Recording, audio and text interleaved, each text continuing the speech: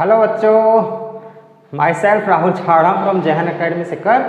और अपना chapter second का थ्योरी वाला पोर्शन और कुछ न्यूमेरिकल्स जो थे वो कंप्लीट हो गए थे। एनसीईआरटी के क्वेश्चंस जो है वो अपन डिस्कस कर रहे थे। कुछ क्वेश्चंस अपन ने डिस्कस कर लिए थे। आगे क्वेश्चंस देखते हैं। क्वेश्चन नंबर 11 है, बीच में एक दो क्वेश्चन और है, सिंपल क्वेश्चन है जो अपन ने डिस्कस किए हैं वैसे ही क्वेश्चन है, इसलिए उन क्वेश्चन को नहीं ले रहा हूँ। एक नया तरह का क्वेश्चन अपने पास में आया है कि अपने पास में एक 600 पिकोफैराड का कैपेसिटर है, is charged bye A 200 volt supply. 200 volt supply से उसको चार्ज किया।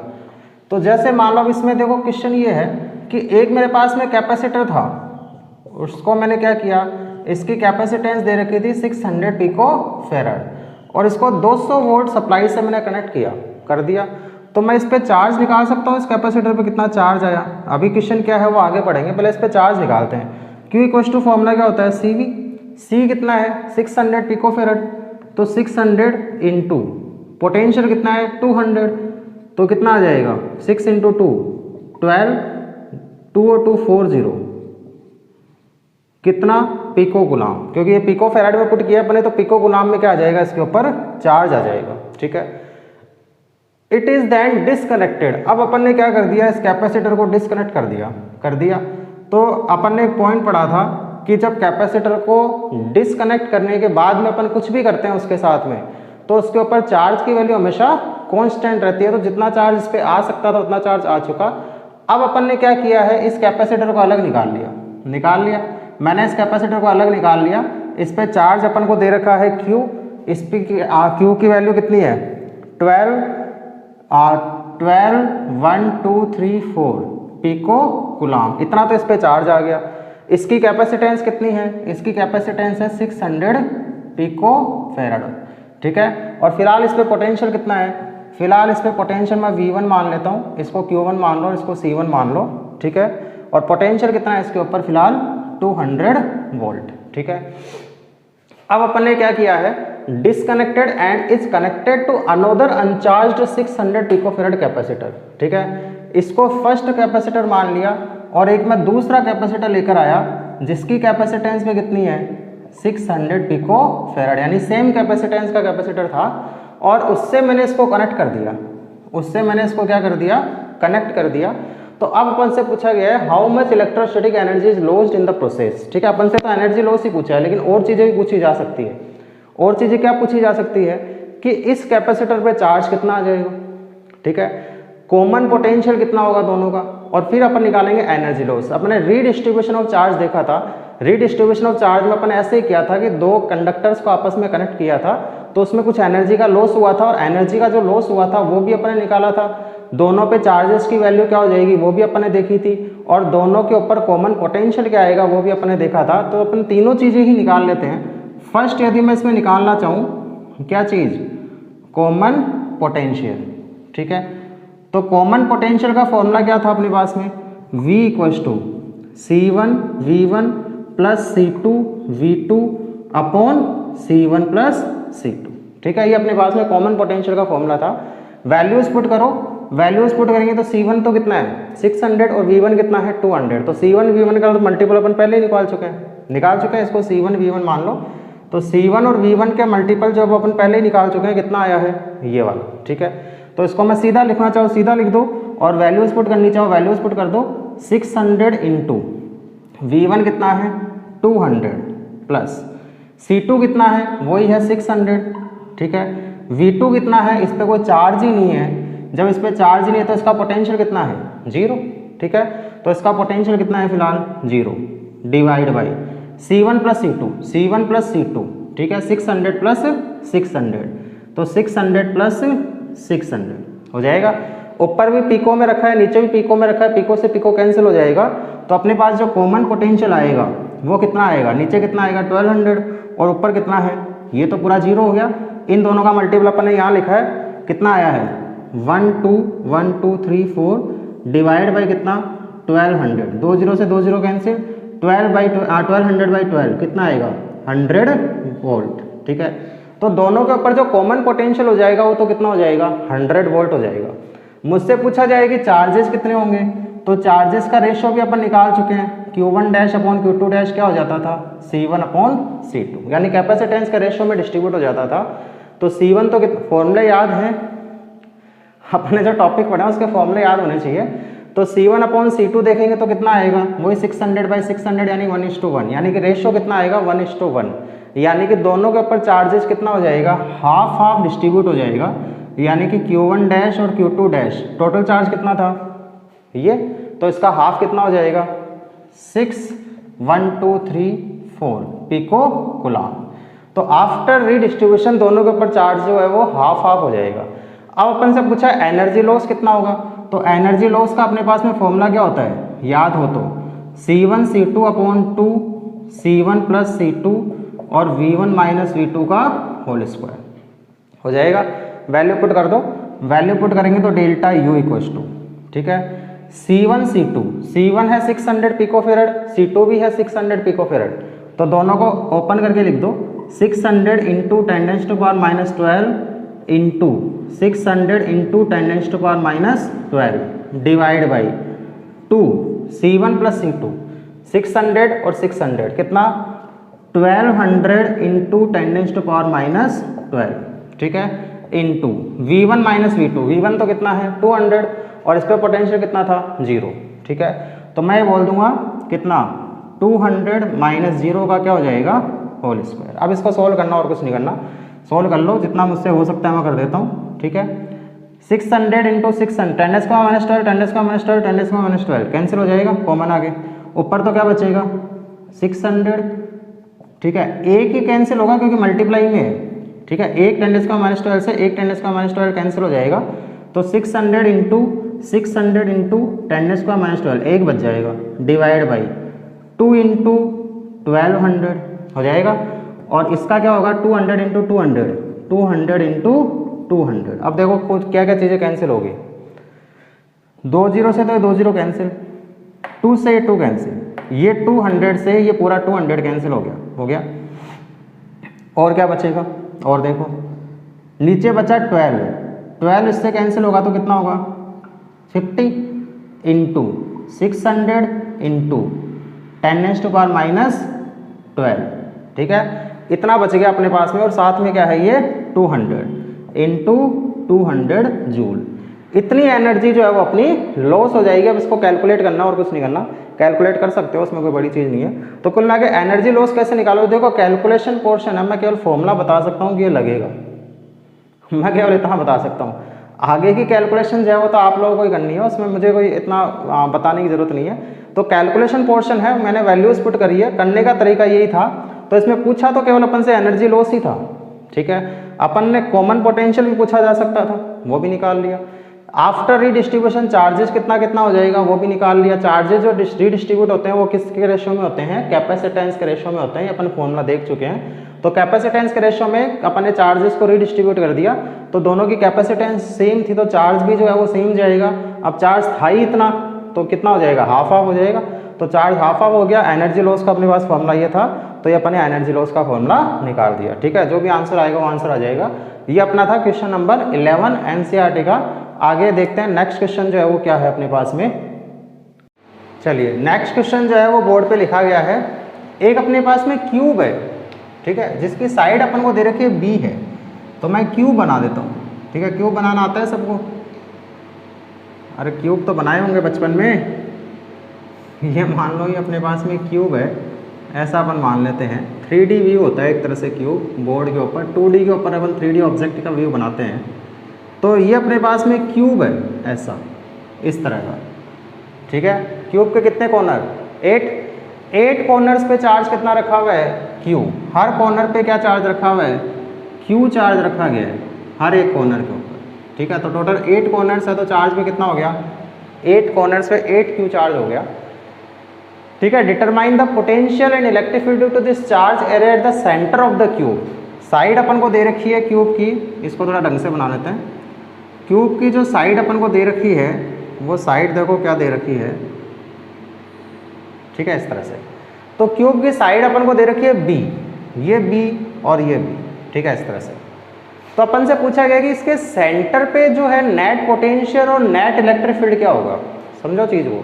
सेंटर के ऊपर, सेंटर कौन सा होगा पहले तो ये देखो इसका, यदि अपन इसका सेंटर ढूंढना चाहें तो इसका सेंटर देखो क्या बनेगा, इसका सेंटर इस कॉर्नर से इस कॉर्नर के बीच में हो सकता है, या फिर इस कॉर्नर से इस कॉर्नर के बीच में बना लो। मैं इस कॉर्नर से इस कॉर्नर के बीच में बनाता हूँ, तो ये जो लाइन आई है ये इसका सेंटर है सेंटर। तो इस सेंटर के ऊपर, जैसे मान लो ये यहाँ पे कोई सेंटर आ गया होगा इसका, इस सेंटर के ऊपर अपन को नेट पोटेंशियल और नेट इलेक्ट्रिक फील्ड निकालना है, ठीक है। तो पहले तो नेट पोटेंशियल की बात करते हैं, पहले तो डिस्टेंस निकालो कितनी है, कितनी है कैसे पता चले, ये डिस्टेंस b है, ये डिस्टेंस b है। देखो एक यहाँ पे एक तरह से क्यूब, एक यहाँ से ट्राइंगल बन सकता है ये वाला, ऐसा इस तरह से बन रहा है। ये वाली लेंथ निकालो पहले कितनी है, ये b है और ये b है, तो ये कितना हो जाएगा, ये क्या चीज़ है, ये हाइपोटेन्यूज है, ये हाइपोटेन्यूज है, तो ये लेंथ कितनी हो गई, √2b हो जाएगी, b और b मिलकर क्या हो जाएगा, √2b। अब ये √2b है और ये b है, तो ये कितनी होगी, ये देखो ये ट्राइंगल बन रहा है, ऐसा बन रहा है ये ट्राइंगल, तो ये b और ये एंगल कितना है दोनों के बीच में, यदि मैं इस एंगल की बात करूं तो ये एंगल एक्चुअल में कितना है 90 डिग्री। क्यूब को यदि 3D व्यू में देखोगे तो 90 डिग्री का एंगल बनता है। ये b और ये √2b, तो ये एंगल, ये लेंथ कितनी होगी, यदि मैं इसको नाम दे दूँ, इसको नाम दे दो a b c d e f g और h, ठीक है, हो गए पूरे A B C D E F G H, ठीक है। तो ये अपने 8 कॉर्नर्स हो गए। यदि मैं बात करूं कि ई बी लेंथ कितनी है, ई बी लेंथ देखो, अपन को डिस्टेंस निकालनी, बाकी तो इस क्वेश्चन के अंदर कुछ भी नहीं है।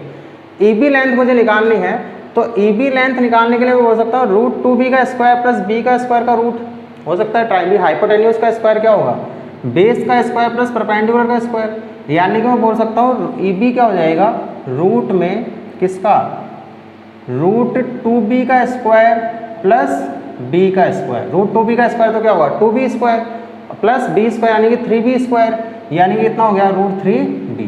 ये तो ई बी आया। मुझे कौन सी लेंथ चाहिए, एक चार्ज से डिस्टेंस चाहिए सेंटर की कितनी होगी, बाकी सबसे उतनी आएगी, वे सेंटर पॉइंट है, सबसे डिस्टेंस सेम रहेगी। तो ये डिस्टेंस कितनी होगी ईओ, ई बी का हाफ, ठीक है। तो ईओ जो निकलेगा, जो ईओ लेंथ आएगी वो अपने पास में आएगी ई बी का हाफ, ई बी का हाफ यानी कि कितनी आ जाएगी √3/2b हो जाएगी, √3/2b। तो ये अपने पास में ईओ आ गया। अब देखो मुझे निकालना है सेंटर पे पोटेंशियल कितना होगा। तो अपन को पता है पोटेंशियल तो स्केलर क्वांटिटी है, जितने भी चार्ज है वो जितना पोटेंशियल बना रहे हैं सारे क्या होते जाते हैं, सीधे सीधे ऐड होते जाते हैं। क्यू चार्ज से r डिस्टेंस में पोटेंशियल होता है kq/r, पढ़ते हैं अपन। तो q चार्ज से इतनी डिस्टेंस में पोटेंशियल कितना हो जाएगा, kq इंटू ये डिस्टेंस, kq इंटू ये डिस्टेंस, kq इंटू ये डिस्टेंस, kq इंटू ये डिस्टेंस, kq इंटू ये डिस्टेंस, kq इंटू ये डिस्टेंस, kq इंटू ये डिस्टेंस। टोटल 8 चार्ज है, 8 से डिस्टेंस भी सेम है, तो मैं क्या बोल सकता हूँ √8 में kq/EO हो जाएगा। अब वैल्यू पुट कर दो और कुछ नहीं करना, 8 kq और EO कितना है √3/2b, ठीक है, 2 ऊपर चला जाएगा तो ये हो जाएगा 16 kq/√3 वोल्ट, ठीक है, √3b। ये तो अपने पास में क्या आ जाएगा पोटेंशियल। अब मुझे निकालना है सेंटर पे इलेक्ट्रिक फील्ड क्या होगा, थोड़ा सा दिमाग लगा सकते हो, ऐसे क्वेश्चन किए अपन ने। सेंटर पे इलेक्ट्रिक फील्ड क्या होगा, देखो इलेक्ट्रिक फील्ड तो स्केलर क्वांटिटी है, सॉरी वेक्टर क्वांटिटी है, तो डायरेक्शन भी मैटर करती है, डायरेक्शन मैटर करती है। इस चार्ज के कारण सेंटर पे इलेक्ट्रिक फील्ड की डायरेक्शन ऐसी होगी, तो इस चार्ज के कारण सेंटर पे इलेक्ट्रिक फील्ड की डायरेक्शन ऐसी होगी, दोनों एक दूसरे को कैंसिल आउट करेंगे। ऐसे ये दोनों एक दूसरे को कैंसिल आउट कर देंगे, ये दोनों एक दूसरे को कैंसिल आउट कर देंगे, ऐसे ही ये दोनों एक दूसरे को कैंसिल आउट करेंगे, और ये वाले दोनों एक दूसरे को कैंसिल आउट करेंगे। तो सारे इंटेंसिटी जो वो एक दूसरे को कैंसिल आउट कर देगी, तो सेंटर पे जो नेट इंटेंसिटी बनेगी वो क्या होगी, 0। वैसे भी अपन जानते हैं यदि रेगुलर शेप है, अब इस चीज़ को ध्यान रखना, यदि रेगुलर शेप है और चार्ज की वैल्यू थ्रू आउट सेम है, तो उस कंडीशन में सेंटर पॉइंट पे हमेशा इलेक्ट्रिक फील्ड जो होता है वो 0 होता है, चाहे फिर वो क्यूब हो, चाहे फिर वो स्क्वायर हो, चाहे फिर वो रिंग हो, चाहे वो और किसी शेप की हो। यदि रेगुलर शेप है तो सेंटर पर इलेक्ट्रिक, इवन ट्राइंगल तक में, ट्राइंगल में अपन ने भी देखा था, यहाँ से अपन ने इस तरह से ट्राइंगल में भी देखा था, यदि क्यू चार्ज रखा हुआ है तो सेंटर पे जो इलेक्ट्रिक फील्ड बनता था वो क्या बनता था, 0 बनता था, ठीक है। तो यदि रेगुलर शेप होती है तो सेंटर पर इलेक्ट्रिक फील्ड की वैल्यू जो होती है वो हमेशा 0 होती है, ये अपन देख चुके हैं ऐसा। तो ये अपने पास में क्वेश्चन नंबर 13 था एनसीईआरटी का।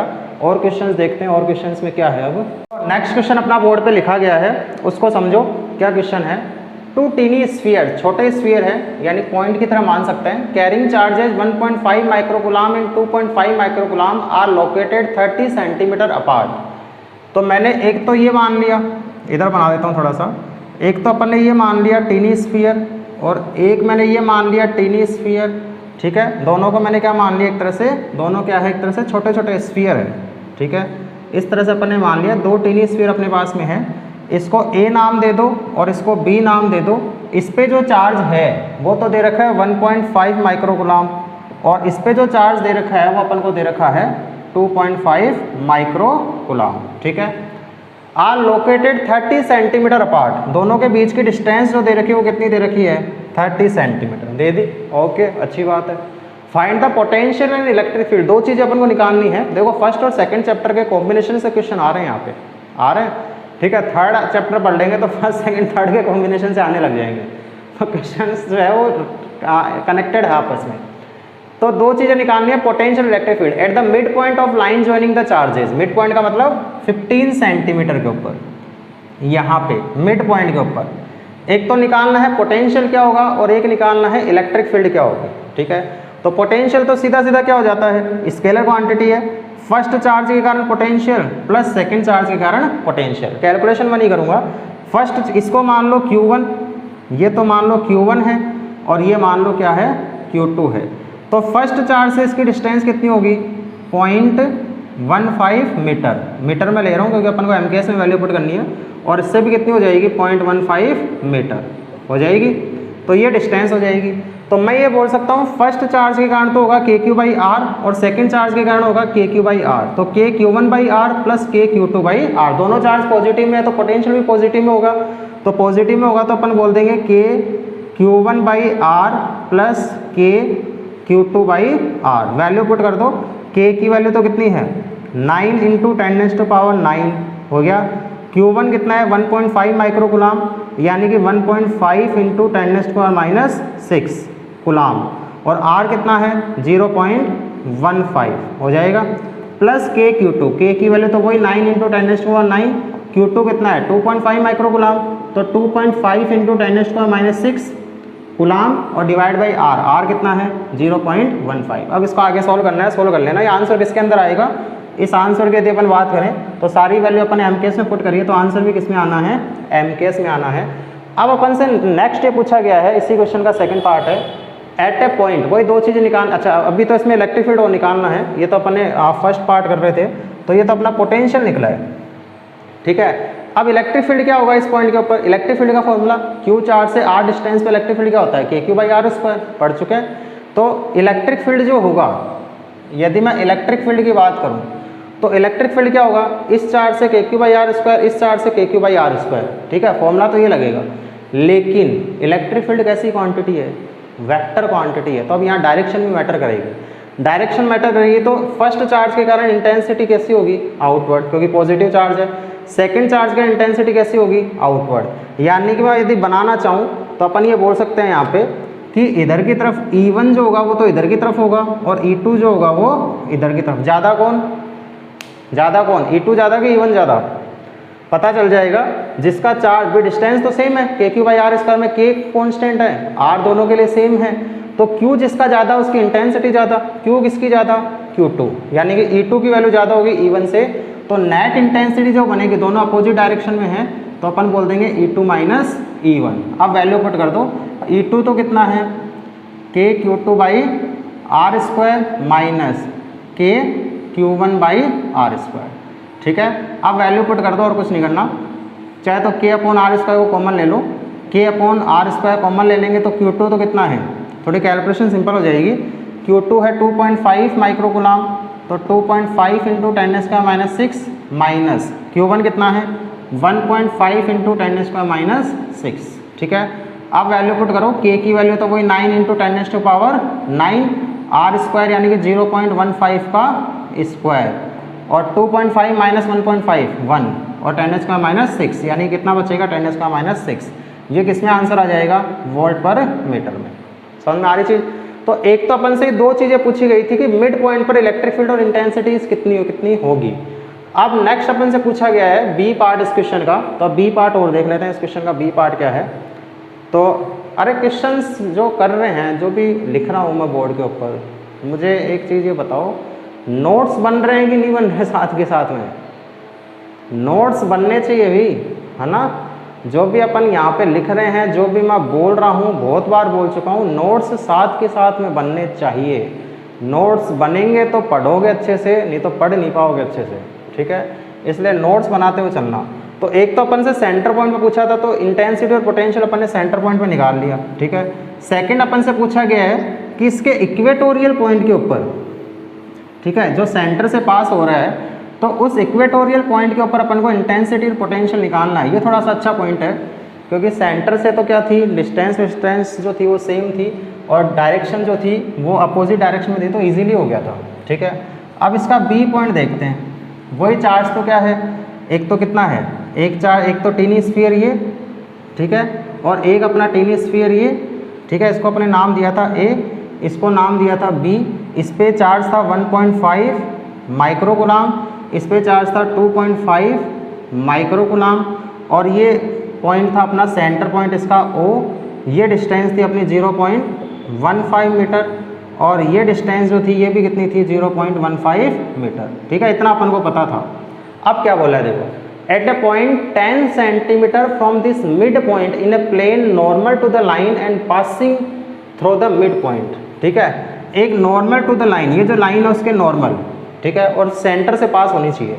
तो 10 सेंटीमीटर ऊपर की तरफ, मान लो यहाँ, ठीक है, यहाँ मान लेते हैं। ये पॉइंट अपने ले लिया, कितनी डिस्टेंस पे है, 10 सेंटीमीटर, यानी कि 0.1 मीटर लिख दो सीधा ही, 0.1 मीटर, ठीक है। इतनी डिस्टेंस पे अपन को वही दो चीज़ें निकालनी है, इलेक्ट्रिक फील्ड और पोटेंशियल। तो पोटेंशियल तो निकालना बहुत सिंपल है, ये डिस्टेंस निकालो पहले, तो कितनी आएगी, कितनी आएगी, 0.15 निकाल सकते हैं। तो इसको मैं क्या बोल सकता हूँ, ये रूट में क्या हो सकता है, 0.15 का स्क्वायर प्लस 0.1 का स्क्वायर। इसको मैंने एक बार आर मान लिया, ठीक है। थोड़ा कैलकुलेशन सिंपल करने के लिए इसको मैंने एक बार क्या मान लिया, आर मान लिया। हाइपोटेन्यूज का स्क्वायर इक्वल्स टू बेस का स्क्वायर प्लस परपेंडिकुलर का स्क्वायर, कर सकते हैं। आर अपने पास में आ गया, ठीक है। अब पोटेंशियल यदि मुझे निकालना है इस पी पॉइंट के ऊपर, तो पोटेंशियल तो अपन सीधा क्या बोल देंगे, सीधा वही के Q1 अपॉन आर प्लस के Q2 अपॉन आर, ठीक है। वैल्यू पुट कर दो, के अपॉन आर चाहे कॉमन ले लो, और Q1 और प्लस Q2 कितना होगा, 1.5 इंटू 10⁻⁻6 प्लस 2.5 इंटू 10⁻⁻6 हो जाएगा। अब वैल्यू पुट कर दो, चाहे वैल्यू पुट करेंगे तो v इक्वल्स टू के की वैल्यू तो वही 9 इंटू 10⁻⁹। आर कितना है, ये वाला, इसकी वैल्यू को यहाँ पुट कर देना, जो भी आंसर आएगा 1.5 इंटू 10⁻6 प्लस 2.5 इंटू 10⁻6 कितना होगा, 1.5 प्लस 2.5 4, तो 4 इंटू 10⁻6 वोल्ट में, ठीक है। ये तो अपना क्या आ जाएगा, पोटेंशियल आ जाएगा, ठीक है। पोटेंशियल में कोई दिक्कत नहीं थी। अब दिक्कत यहाँ पे पता है किस में आएगी, दिक्कत आएगी इलेक्ट्रिक फील्ड के अंदर। क्यों आएगी उसका रीज़न समझना। E1 तो कितना होगा, E1 तो होगा के Q1 अपॉन आर होगा, ठीक है। वैल्यू पुट कर दो, या फिर एक बार ऐसे ही चलने दो, वैल्यू पुट कर लेना। मैं केवल कैलकुलेट बता रहा हूँ मेथड क्या है, क्योंकि इसकी कैलकुलेशन बहुत लंबी चौड़ी है, टाइम बहुत ख़राब हो जाएगा। E2 आ जाएगा के Q2 बाई आर हो जाएगा। अब देखो E1 की डायरेक्शन, यदि मैं E1 की डायरेक्शन बनाना चाहूँ तो E1 की डायरेक्शन कैसे होगी, पी पॉइंट के ऊपर। यदि E1 की डायरेक्शन अपन बनाना चाहें तो E1 की डायरेक्शन कैसी आएगी, ये आउटवर्ड आएगी, और E2 की डायरेक्शन भी कैसी होगी, ये आउटवर्ड हो जाएगी। ये E1 और E2 की डायरेक्शन अपने पास में आ गई। ये एंगल मैंने क्या मान लिया, थीटा, ठीक है। ये एंगल यदि थीटा है तो दो वेक्टर्स के बीच में रिजल्टेंट निकालने का अपने पास में तरीका ये होता था, E इक्वल्स टू रूट में E1 square plus E2 square plus 2E1 E2 cos theta.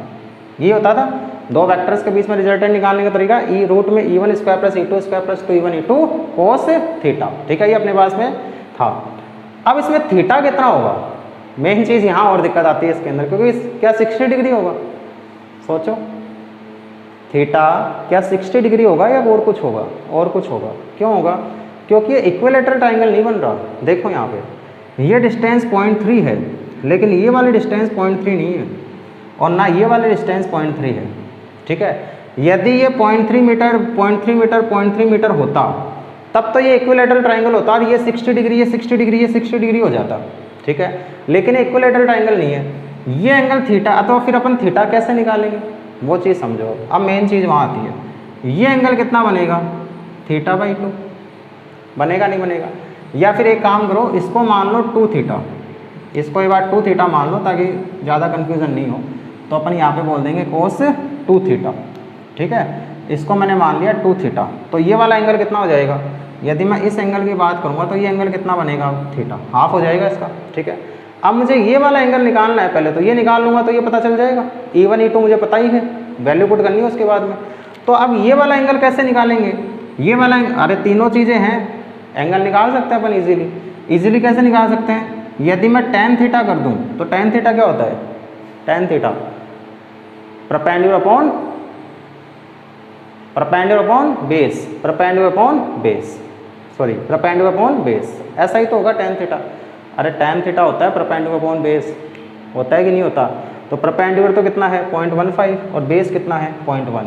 तो tan थीटा अपने पास में आ जाएगा 0.15 अपॉन 0.1, यानी कितना आएगा, ये कितना आएगा 1.5। तो tan थीटा यदि मेरे पास में 1.5 आ गया तो मैं थीटा निकाल सकता हूँ। थीटा कितना आ जाएगा, tan इनवर्स 1.5।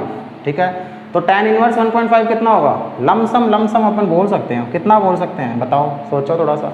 tan 45 की वैल्यू 1 होती है, tan 60 की वैल्यू √3/2 यानी कि 1.7/2। 1.7/2 का मतलब 0.85 अपन को कितना चाहिए 1.5 है कि नहीं, सॉरी tan 60 की वैल्यू कितनी होती है √3 का मतलब 1.7। तो tan 45 तो होता है 1 और tan 60 होता है 1.7। तो मुझे कितना चाहिए 1.5, तो 1.7 से थोड़ा सा कम, यानी कि 60 से थोड़ा सा कम। तो tan 60 से थोड़ा सा कम यदि होगा तो मैं अप्रोक्सीमेटली इसको कितना मान सकता हूँ 55 डिग्री मान सकते हैं। अब थीटा की वैल्यू आ गई, तो थीटा यदि इतना है तो 2 थीटा कितना होगा 110 डिग्री हो जाएगा। तो अब इंटेंसिटी की वैल्यू पुट कर दो, अब इंटेंसिटी निकाल लो। अब यदि मैं इंटेंसिटी निकालूंगा तो इंटेंसिटी का फॉर्मूला अपने पास में रख रखा है अपन ने रूट में E1 square plus E2 square plus 2E1 E2 cos theta. तो ये आ जाएगा E1 square plus E2 square plus 2E1 E2 कोस कितना 110। अब कोस 110 में भी दिक्कत आएगी, क्या होगा, एक तो वैल्यू नेगेटिव में आएगी, कोस 90 से ऊपर वैल्यू कैसे हो जाती है नेगेटिव, तो नेगेटिव में आएगी। अपन को ये पता है कोस 120 की वैल्यू कितनी होती है, कोस 120, कोस 90 की वैल्यू 0 होती है, कोस 120 की वैल्यू मतलब साइन 30 की वैल्यू 1/2 यानी कि 0.5 माइनस में। तो कोस 110 की वैल्यू उससे थोड़ी सी कम कितनी मान लूँगा 0.3 0.4 मान सकते हैं इतना, तो वो मान सकते हैं। मैं ये बोल सकता हूँ कोस 110 इज अप्रोक्सीमेटली क्या हो सकता है 0.4 हो सकता है माइनस में, तो ये माइनस में हो सकता है 0.4। E1 अपन को पता है, E2 अपन को पता है, कोस 110 अपन को पता चल गया, वैल्यू पुट करनी है, आंसर निकालना है। ठीक है, Q1 अपन को पता है 1.5, Q2 अपन को पता है 2.5। R क्या रखोगे, R कौन सी डिस्टेंस है, R चार्ज से इस पॉइंट की डिस्टेंस है ये वाली। ठीक है, तो R भी पता है, Q1 भी पता है, Q2 भी पता है, R भी पता है, थीटा भी कोस 110 की वैल्यू भी पता चल गई। सारी वैल्यूज पुट करनी है, कैलकुलेशन करनी है, आंसर निकालना है। ठीक है, ये तो इसकी इंटेंसिटी हो गई। अब मुझे निकालनी है कि इसकी डायरेक्शन क्या होगी। अब ये चीज़ हो रही है, यहाँ और अटकेगी चीज़ें।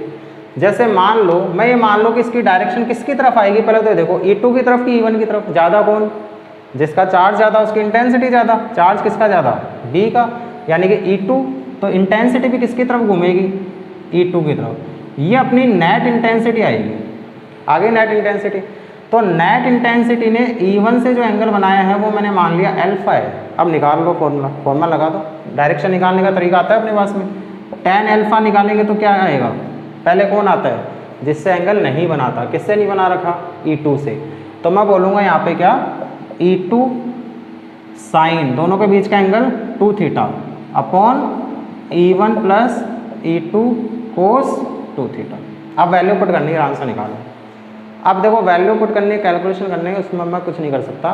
कैलकुलेशन आप लोगों को आनी चाहिए, क्योंकि कैलकुलेशन में करने बैठ गया तो क्वेश्चन अपने ज़्यादा नहीं हो पाएंगे, ठीक है। तो ये अपना क्वेश्चन था, क्वेश्चन नंबर 14 एनसीईआरटी का, बहुत ही अच्छा क्वेश्चन था। कई कंसेप्ट इसमें लगे हैं एक साथ में।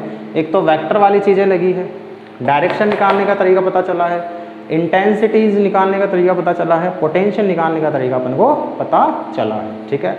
तो ये अपने पास में क्वेश्चन नंबर 14 था। अब नेक्स्ट क्वेश्चन देखते हैं इसके अंदर कि नेक्स्ट क्वेश्चन क्या। हाँ, तो क्वेश्चन नंबर 15 बोर्ड पे लिखा गया है, a spherical conducting shell of inner radius r1 and outer radius r2। एक अपने पास में शेल है, ठीक है। शेल होने का मतलब अंदर से खोखला है, तो लेकिन उसकी दो रेडियस है। दो रेडियस होने का मतलब उसकी कुछ ना कुछ थिकनेस है, ठीक है, ऐसे, ठीक है। यहाँ पे क्या है, मटेरियल है, ऐसा है, ये मटेरियल अपन ने मान लिया इसके अंदर, ये मटेरियल है। इसकी इनर रेडियस अपन को दे रखी है r1 और आउटर रेडियस अपन को दे रखी है r2, ठीक है, ऐसा अपन को दे रखा है। Has a charge q charge यदि मैं इसको दूंगा तो कहाँ रहेगा, कंडक्टिंग शेल है, कंडक्टिंग शेल है तो चार्ज कहाँ रहना है, सरफेस पे। तो जितना भी चार्ज दोगे वो सारा के सारा चार्ज कहाँ पे रहना है, सरफेस पे रहना है। q चार्ज सरफेस पे है, ठीक है। फिर क्या किया है, a charge small q placed at the centre. अपन ने क्या किया, एक स्मॉल q चार्ज को, फर्स्ट क्वेश्चन की बात कर रहे हैं, स्मॉल q चार्ज को मैंने सेंटर पे रख दिया, ऐसे रख दिया। तो ये बोल रहा है find surface charge density on the inner and outer surfaces of the shell. Surface charge density अपन को निकालनी है, यानी कि क्या निकालना है, सिग्मा, ठीक है। सिग्मा यदि मुझे निकालना है इनर और आउटर दोनों के ऊपर, तो सरफेस चार्ज डेंसिटी क्या होती है, चार्ज अपॉन सरफेस एरिया, यही तो होती है। तो पहले तो चार्ज देखो कितना कितना होगा, अंदर वाले स्फीयर पे कितना चार्ज होगा, बाहर वाले बड़े वाले स्फीयर पे कितना चार्ज होगा। दो चीज़ें अपन को देखनी है। देखो समझना इस चीज़ में, अच्छा क्वेश्चन है। ये q चार्ज है, ये q चार्ज प्लस में है, तो ये माइनस q चार्ज को अपने अंदर की तरफ अट्रैक्शन करेगा। ये स्फीयर है पूरा कंडक्टिंग स्फीयर, तो इसके पास तो फ्री इलेक्ट्रॉन्स है बहुत सारे। तो इस स्फीयर के माइनस q चार्ज को वो इस वाले सरफेस पे ले आएगा, अंदर वाली सरफेस पे, यानी कि अंदर वाली सरफेस पे कितना चार्ज आ जाएगा, माइनस का q आ जाएगा, माइनस का q। इंडक्शन के कारण क्या होगा, ये q चार्ज अंदर वाले भी, यदि ये नहीं होता तब तो सारा के सारा q चार्ज बाहर रहता, होता है ऐसा। लेकिन जैसे ये q चार्ज आया तो इसने क्या किया, माइनस q चार्ज को अपने पास में बुला लिया, इंड्यूस कर दिया। अब माइनस q इधर आ गया तो प्लस q इधर चला जाएगा, बाहर वाली सरफेस पे। बाहर वाली सरफेस से कंडक्टिंग मटेरियल है तो कंडक्शन के थ्रू बाहर वाली सरफेस का प्लस q चार्ज है वो इस आउटर सरफेस पे चला जाएगा, यानी कि इस पे टोटल चार्ज कितना हो गया, q प्लस q। बस यही चीज़ इसको समझने वाली थी, बाकी इस क्वेश्चन के अंदर कुछ नहीं है। कि जब ये q चार्ज यहाँ रखा जाएगा तो ये स्फीयर के माइनस q चार्ज पे इंड्यूस करेगा अंदर की तरफ, जितना इसके पास उतना ही कर पाएगा, ठीक है। तो माइनस q चार्ज को इस अंदर वाली सरफेस पे ले आएगा, और जब प्लस q बचेगा, यदि यहाँ मीडियम नहीं होता, मान लो यहाँ पे एयर या वैक्यूम होती तो प्लस q यहाँ चला जाता, लेकिन यहाँ पे कंडक्टिंग मटेरियल है तो प्लस का q जो है वो यहाँ से फ्लो होते हुए कहाँ चला जाएगा, बाहर चला जाएगा। अब अपन से पूछा गया है find surface charge density, sigma अपन से पूछी गई है।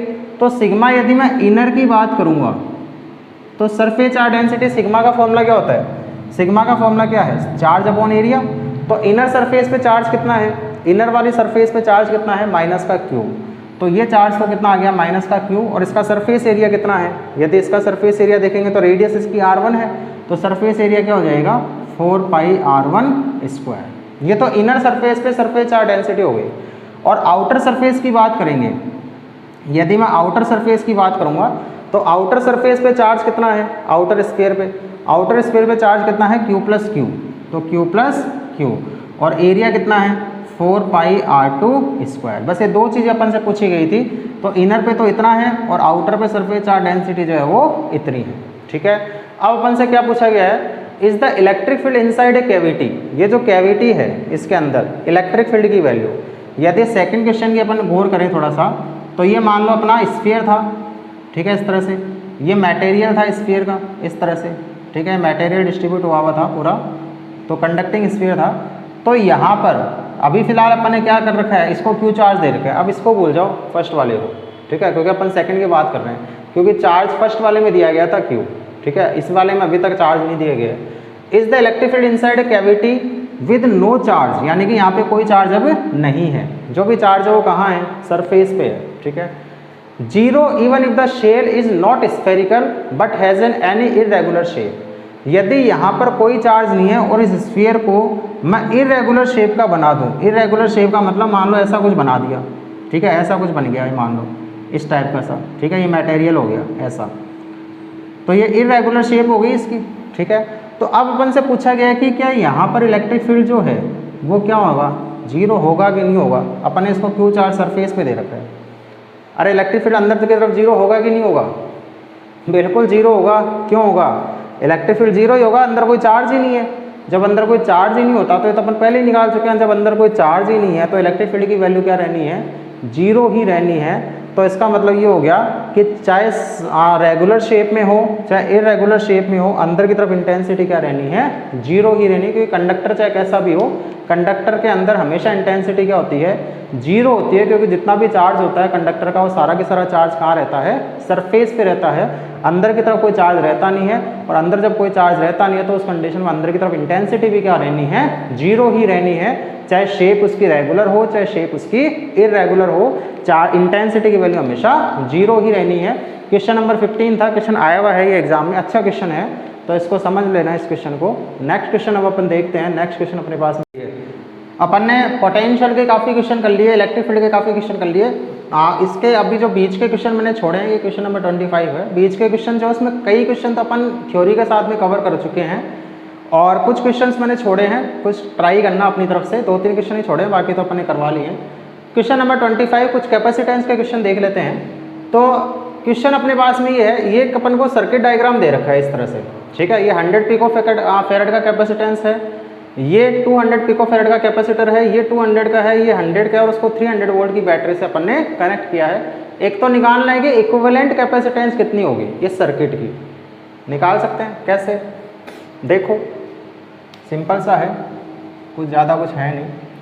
इसको तो 100 ही चलने दो एक बार, ये 100 लो, ठीक है, ये 100 पिको फैरेड, इसको नहीं छेड़ा मैंने अभी तक और ना मैंने नीचे वाले को छेड़ा, नीचे वाला भी ऐसे कैसे ही है 100 पिको फैरेड और ये अपन ने बैटरी लगा दी वही कितने की 300 वोल्ट की, 300 वोल्ट की बैटरी लगा दी। अब देखो बीच वाले को छेड़ते हैं थोड़ा सा, ठीक है, छेड़ने का मतलब सॉल्व करते हैं, है ना।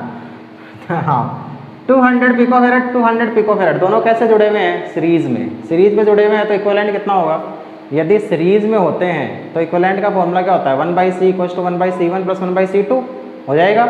और यदि दोनों सेम कैपेसिटेंस के होते हैं तो c = क्या होता है c/n, c कितना है, अरे सीरीज पैरेलल के फॉर्मूले ध्यान है, या तो सीधा कर लो, यदि कन्फ्यूजन है तो कोई दिक्कत नहीं है। इन दोनों का यदि मैं इक्विवेलेंट निकालूंगा तो मैं सीधा बोल देता हूँ, इन दोनों का इक्विवेलेंट निकालने का तरीका 1/c = 1/c1 + 1/c2।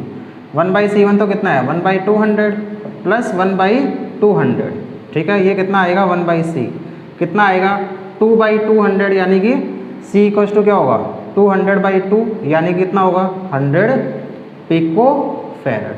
तो इन दोनों का जो इक्विवेलेंट निकलेगा वो कितना निकलेगा 100 पिको फैरेड, ठीक है। अब एक चीज़ ध्यान रखो, मैं बार बार नहीं बताऊंगा इस चीज़ को, यदि सीरीज में कैपेसिटर जुड़े हुए हैं, चाहे 2 हो चाहे 3 हो चाहे 5 हो, जितने भी जुड़े हुए हैं और सेम कैपेसिटेंस के हैं तो अपन क्या कर देते हैं c/n, ठीक है। c/n में करता तो यहाँ पे कितना करता c/2, c कितना है 200, तो 200/2 कितना बचता 100 पिको फैरेड बच जाता।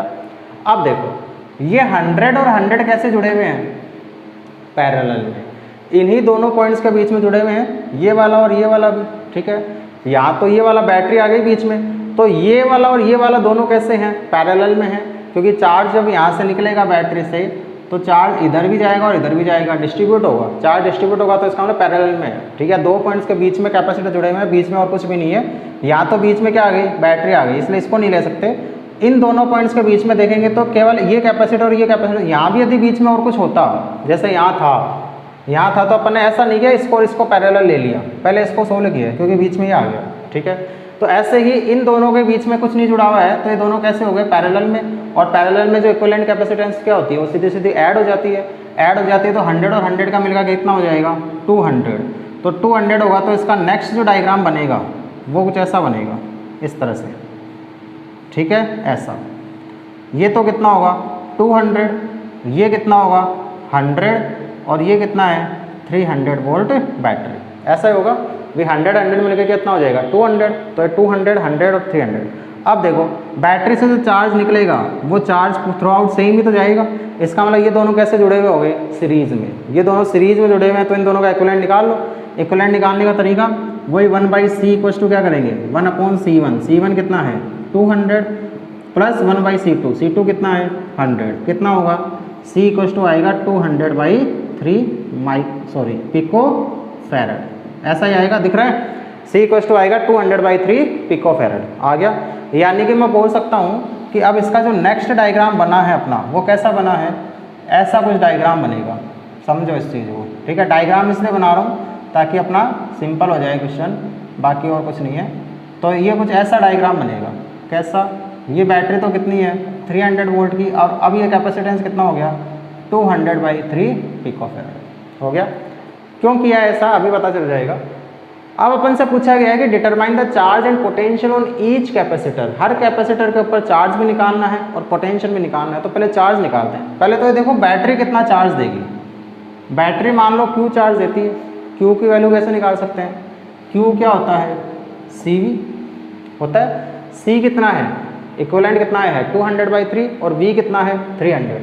यानी कि मैं बोल सकता हूँ 200/3 इंटू 300, ये 100, तो Q कितना हो जाएगा 200 इंटू 100 पिको कूलम आ जाएगा। यानी कि बैटरी से कितना चार्ज निकला है, यदि बैटरी से चार्ज देखेंगे तो 2 1 2 3 4 20,000 पिको कूलम चार्ज बाहर निकला है। तो बैटरी से कितना चार्ज निकला, अब यहाँ लगाओ इसको, 20,000 पिको कूलम चार्ज बाहर निकला। ठीक है। अब देखो मैं चाहे तो इसको फास्ट भी कर सकता हूँ, फास्ट इन द सेंस मैं तो कैलकुलेशन अपने मन में भी कर सकता हूँ, कुछ ऐसा है नहीं इस क्वेश्चन के अंदर। यहाँ से कितना चार्ज बाहर निकला 20,000 पिको कूलम। दो रास्ते मिले दो रास्ते, दोनों पैरेलल में है, दोनों की कैपेसिटेंस सेम है। कैपेसिटेंस सेम है तो चार्ज क्या सेम जाएगा, बिल्कुल जाएगा। सेम जाने का मतलब 20,000 दो पार्ट्स में डिवाइड होगा, हाफ में डिवाइड होगा, क्योंकि कैपेसिटेंस सेम है।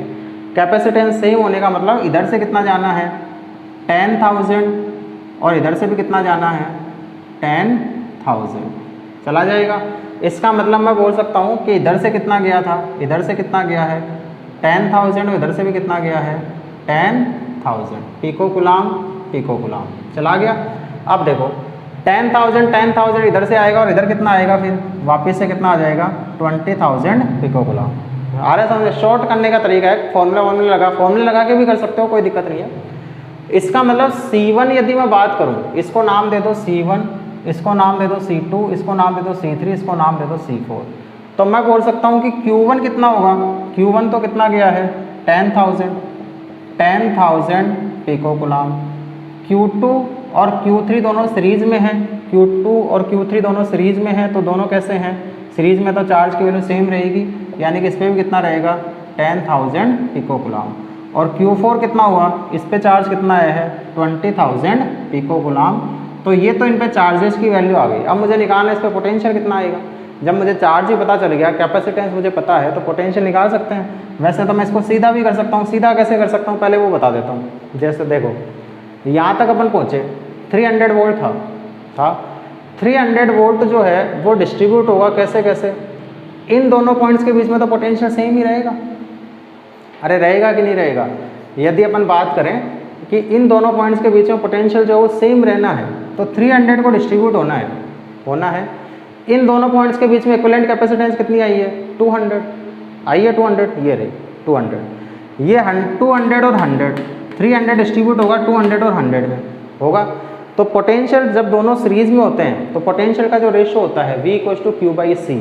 चार्ज तो दोनों के सेम है। देखो सीरीज कॉम्बिनेशन और पैरेलल कॉम्बिनेशन जो अपन ने पढ़े थे उस टाइम पे अपन ने देखा था कि चार्जेस का रेशो क्या होता है, पोटेंशियल का रेशो क्या होता है। वो बताया इसलिए था कि क्वेश्चन सोल्व होते हैं बहुत ईजीली।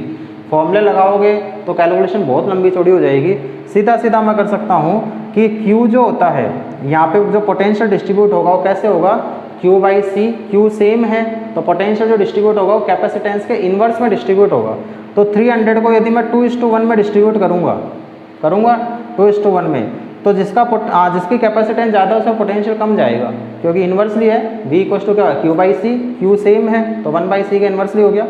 तो इस पे पोटेंशियल कितना जाएगा 100 वोल्ट और इस पे कितना जाएगा 200 वोल्ट। जाएगा।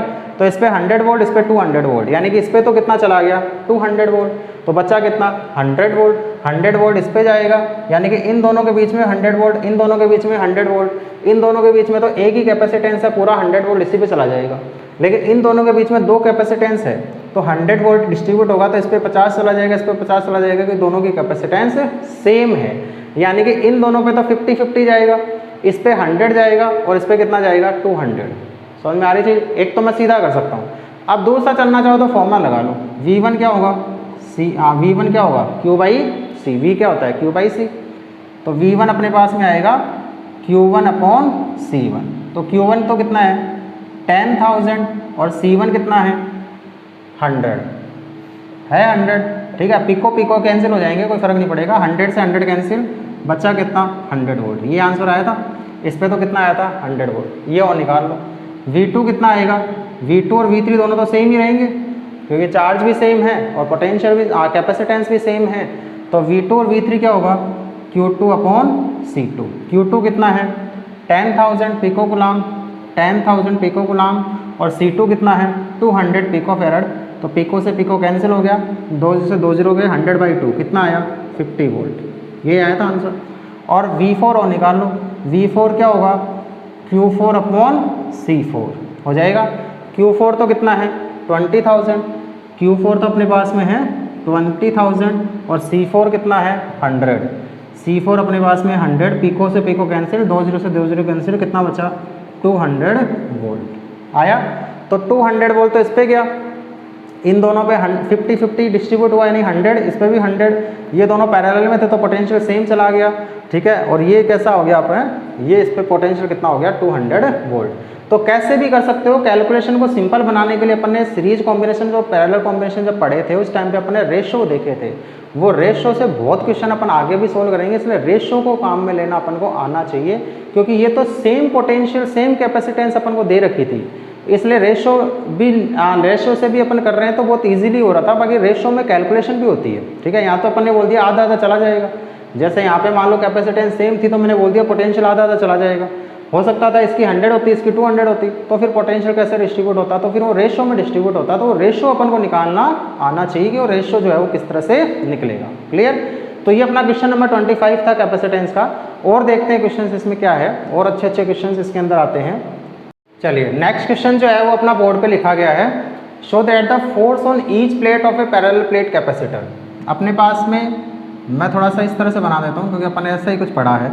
एक प्लेट तो ये है और एक प्लेट ये थी, ऐसे होती है कैपेसिटर की प्लेटें, ठीक है। सेम एरिया की होती है, इस पर प्लस चार्ज होता है और इस पर क्या होता है माइनस चार्ज होता है। इस पर सरफेस चार्ज डेंसिटी प्लस में सिग्मा, इसमें सरफेस चार्ज डेंसिटी माइनस में सिग्मा, ऐसा होता है। इन दोनों प्लेटों के बीच में इंटेंसिटी कितनी होती है, इंटेंसिटी का वैल्यू कितनी होती है सिग्मा अपॉन एप्सिलॉन नॉट। इतना अपन पढ़ चुके हैं, ठीक है। इस पे मान लो जो चार्ज है वो कितना है माइनस का क्यू, ये मैंने चार्ज मान लिया, इस पे चार्ज कितना है प्लस का क्यू, ठीक है, अपन ने मान लिया। अब ये बोल रहा है कि ये प्लेट जो है वो इस पर फोर्स लगाएगी, ये चार्ज है तो फोर्स लगाएगी, चाहे अट्रैक्शन फोर्स लगाओ चाहे रिपल्शन फोर्स लगाओ। वैसे पॉजिटिव है नेगेटिव है तो कैसा फोर्स लगेगा, अट्रैक्शन फोर्स। तो अपन को ये पता लगाना है कि इस पर फोर्स कितना लगेगा। समझ में आ रही है? मुझे पता लगाना है कि फर्स्ट प्लेट जो है वो सेकंड प्लेट के ऊपर कितना फोर्स लगाएगी। फोर्स अपन को दे रखा है, वैसे कितना लगाएगी 1/2 QE, ठीक है। लेकिन इसको प्रूव करना है कि ऐसा क्यों होगा, शो करना है इस चीज़ का, यानी कि अपन को प्रूव करना है कि ये फोर्स ऐसा ही लगेगा क्या। अब इसको समझना, अब मैं इसी प्लेट को ऐसे बना रहा हूँ, ठीक है, इस तरह से जो अपन बनाते हैं नॉर्मली, अपन ऐसे ही बनाते हैं इसको इस तरह से, ठीक है।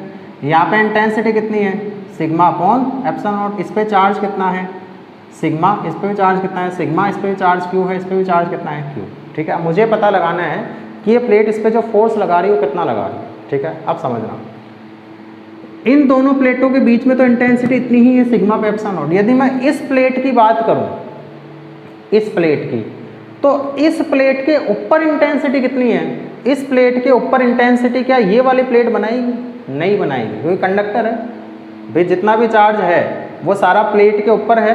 तो कंडक्टर है तो कंडक्टर के ऊपर इंटेंसिटी कितनी होगी 0। क्यों नहीं होगी उसको समझना। अब कैसे नहीं होगी, मुझे पता लगाना है कि इस प्लेट पे इंटेंसिटी कितनी होगी, कितनी होगी, ये नेगेटिव ये नेगेटिव नेगेटिव, ये ऊपर की तरफ इंटेंसिटी बनाएगा, ये नीचे की तरफ इंटेंसिटी बनाएगा। जैसे इस एक पॉइंट की बात कर लो, इस एक पॉइंट के ऊपर जितने भी चार्ज है वो ऊपर की तरफ इंटेंसिटी बनाएंगे, तो नेगेटिव है तो इन्वर्ट होगा। इस प्लेट के इस पॉइंट के नीचे जितने भी चार्ज है वो नीचे की तरफ इंटेंसिटी बनाएंगे, सारी इंटेंसिटी एक दूसरे को कैंसिल आउट कर देगी, इस पॉइंट पर नेट इंटेंसिटी क्या होगी, जीरो। ऐसे ही किसी भी पॉइंट पर निकाल लो, नेट इंटेंसिटी क्या होनी है, जीरो ही होनी है। यानी कि इस पॉइंट पर इस प्लेट के कारण जो इंटेंसिटी बनेगी वो कितनी बनेगी, जीरो बनेगी। लेकिन इस प्लेट के कारण तो इंटेंसिटी बनेगी, यहाँ पे कितनी बनेगी, उसको मैं ई डैश मान लूँ। यदि मैं इसको ई डैश मान लूँ तो ये प्लेट जिस पे सरफेस चार्ज डेंसिटी सिग्मा है, ये इंटेंसिटी कितनी बनाएगी, sigma upon 2 epsilon not. First chapter में अपन ने पढ़ा था भाई, इस प्लेट को हटा दो, चाहे यहाँ पॉइंट मान लो, ये प्लेट इस पॉइंट पे इंटेंसिटी कितनी बनाएगी, किसी भी प्लेट के कारण इंटेंसिटी कितनी बनती है, सिग्मा अपॉन 2 एप्सिलॉन नॉट बनती है। तो इंटेंसिटी बनेगी सिग्मा अपॉन 2 एप्सिलॉन नॉट। तो इसको मैं क्या बोल सकता हूँ, सिग्मा अपॉन एप्सिलॉन नॉट तो अपन को क्या दे रखा है, ई, यानी कि कितना हो सकता है, E/2 हो सकता है। सिग्मा अपॉन एप्सिलॉन नॉट की जगह मैंने ई पुट कर दिया, तो ये हो गया E/2 हो गया इस तरह से। तो ये अपने पास में आ गया E/2, ठीक है। मुझे पता लगाना है इस पर फोर्स कितना लगेगा। Q चार्ज यदि E इंटेंसिटी में रखा हुआ है तो इस पर फोर्स जो लगता है उसका फॉर्मूला अपन फर्स्ट चैप्टर पढ़ रखे हैं। Q चार्ज यदि E डैश इंटेंसिटी में रखा हुआ है तो फोर्स कितना लगता है, QE डैश। अब E डैश की वैल्यू पुट कर दो, E डैश की वैल्यू है E/2, तो ये हो जाएगा 1/2 QE, यानी कि फोर्स कितना हो जाएगा 1/2 QE। यही अपन को प्रूव करना था कि एक प्लेट जो दूसरे प्लेट पे फोर्स लगाती है उसका फॉर्मूला होता है 1/2 QE। तो ये क्वेश्चन था, क्वेश्चन नंबर 28। ये क्वेश्चन भी एग्जाम में आया हुआ है, बहुत ही अच्छा क्वेश्चन है। इसमें सीधा ही पूछ लिया जाता है, कई बार ऑब्जेक्टिव में भी आता है कि ये फोर्स कितना लगाता है, एक प्लेट दूसरी प्लेट पे कितना फोर्स लगाएगी, ये भी इतना ही लगाएगी, ये प्लेट भी इस पर इतना ही फोर्स लगाती है 1/2 QE, ठीक है। तो ये फोर्स की वैल्यू इतनी ही होती है। तो ये अपने NCERT के कुछ क्वेश्चंस मैंने डिस्कस कर लिए, कुछ क्या काफ़ी क्वेश्चंस अपन ने डिस्कस कर लिए। अब कुछ क्वेश्चंस रह रहे हैं, वो क्वेश्चंस खुद एक बार प्रैक्टिस करना उनको सोल्व करने की। इसमें 2-3 क्वेश्चन तो ऐसे हैं जो अपने थ्योरी में पढ़ लिए, जैसे सिलेंडर के कारण किसी पॉइंट पे पोटेंशियल अपन ने निकाल चुके हैं, आउटसाइड पे, सरफेस पे, इनसाइड पे कितना होगा, ठीक है। पोटेंशियल कैपेसिटेंस अपन निकाल चुके हैं सिलेंडर के लिए। ऐसे ही अपन ने स्फेरिकल कैपेसिटर जो होता था उसकी भी कैपेसिटेंस अपन निकाल चुके हैं। तो कुछ क्वेश्चंस तो इसमें वही है, कुछ क्वेश्चंस अपन डिस्कस कर चुके हैं पहले, ठीक है। तो कुछ क्वेश्चंस और रह रहे हैं, तो वो क्वेश्चंस और ट्राई करना, और कोई डाउट हो तो मुझसे पूछ लेना। कल और क्वेश्चंस थोड़े बहुत अपन देख लेंगे। तब तक के लिए मज़े करते रहो और चैनल को लाइक, सब्सक्राइब, शेयर करते रहो। मैक्सिमम शेयर करो, मैक्सिमम स्टूडेंट्स को कनेक्ट करो, ताकि मैक्सिमम अपन स्टडी करें और ज़्यादा मज़ा आए पढ़ाने का। जितने ज़्यादा नए बच्चे जुड़ेंगे उतना ही ज़्यादा मुझे एनर्जी मिलेगी और मुझे पढ़ाने में उतना ही ज़्यादा और मज़ा आएगा। इसलिए मैक्सिमम से मैक्सिमम स्टूडेंट्स को शेयर करो जितना तुम कर सकते हो, चाहे अपने फेसबुक से करो, चाहे डायरेक्टली कांटेक्ट करके करो, चाहे व्हाट्सएप पे स्टेटस लगा के करो, चाहे कैसे भी करो, ताकि मैक्सिमम स्टूडेंट्स यहाँ पे कनेक्ट हो और मेरी एनर्जी उतनी ही ज़्यादा बढ़ती रहे। नए नए स्टूडेंट्स डेली जुड़ते जाएंगे तो मेरे अंदर एक नई एनर्जी मिलती जाएगी आप लोगों को। तो इसलिए और मैं दुगने जोश और दुगनी एनर्जी के साथ में यहाँ पे और अच्छे से लगूंगा और अच्छा कंटेंट जो है वो प्रोवाइड करवाऊँगा। इसलिए मैक्सिमम स्टूडेंट्स को यहाँ पे जोड़ो। तो चैनल को लाइक करते रहो, सब्सक्राइब करते रहो, शेयर करते रहो और अच्छे से पढ़ते रहो, नोट्स बनाते रहो और अच्छे से तैयारी करते रहो। टाइम अपने पास में अभी खूब है, अच्छे से तैयारी करो, तब तक मज़े करते रहो। Very all the best.